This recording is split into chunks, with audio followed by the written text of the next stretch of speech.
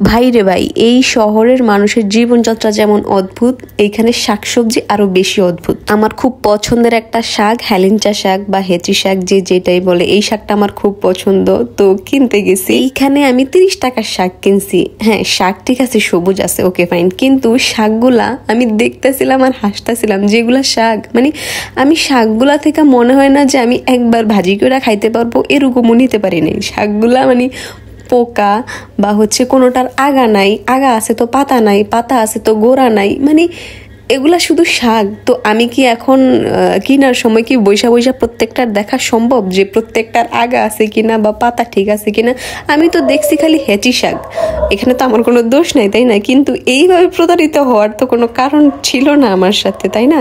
যদিও আমার বাড়িতে থাকলে এই হেঁচি শাক কিনে খাওয়ার প্রশ্নই আসে না, তাও আমি এই 30 টাকার শাকের মধ্যে থেকে মনে হয় 10 টাকার মতো নিছি। আর এই যে হয়েছে শাক, এতটুকু ফেলছি আর এতটুকু অনেক কষ্টে নিছি।